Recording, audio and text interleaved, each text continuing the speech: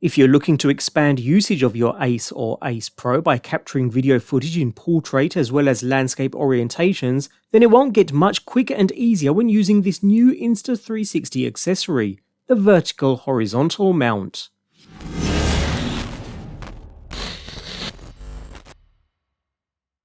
The Insta360 Ace Pro comes with a huge host of shooting options, modes and settings, one of these being the fantastic free-frame video mode. In this mode we can shoot video as normal, but then later customize shooting settings with the Insta360 smartphone app or desktop studio suite. In fact, this time round the camera goes one better and even displays a grid, providing a preview of what the framing looks like in both portrait and landscape orientations.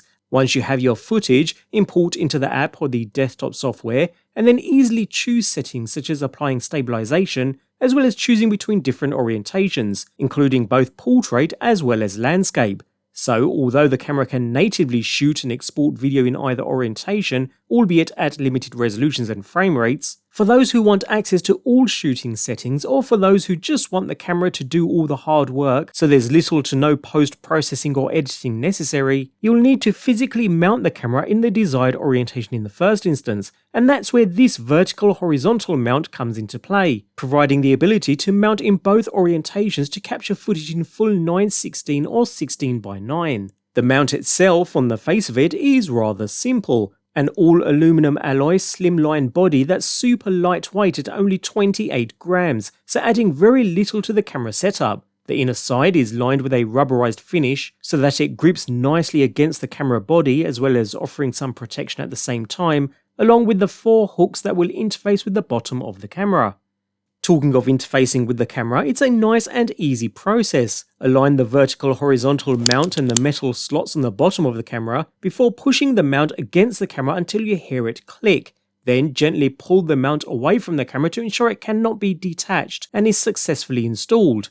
Once in place, it stays in position nice and firm, and it's a nice solid fit with no wiggle room whatsoever. The only way to release the mount at this point is to push the buttons on either side, which in turn open the sets of hooks so that it can be released. Without pressing both buttons simultaneously, the hooks are locked in place, making it extremely unlikely that the camera will come loose once secured into place. The mount itself is thin enough so as to not hinder the opening of the rear screen, and as it's so lightweight you hardly notice it's there. At this point we're free to mount the camera as normal, but are now able to quickly release and reorientate the camera vertically to continue shooting the action. The process takes literally seconds. This comes in really useful for certain shooting scenarios when you haven't time to change settings on camera and simply want to reorientate to shoot vertically for other social media platforms. So shooting some footage landscape for YouTube before quickly switching to portrait for some TikTok or Instagram footage, all while not having to fumble about with changing settings, and better still, it means no post-processing or editing necessary later on.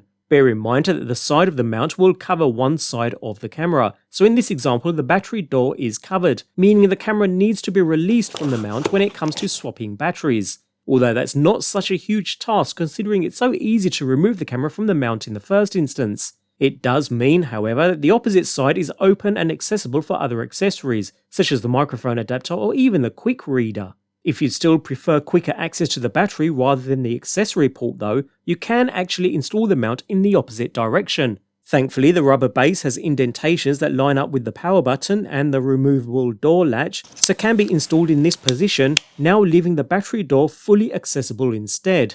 Nevertheless, this does cover the power button a little, so you'll need to use the live preview remote or have the camera powered beforehand.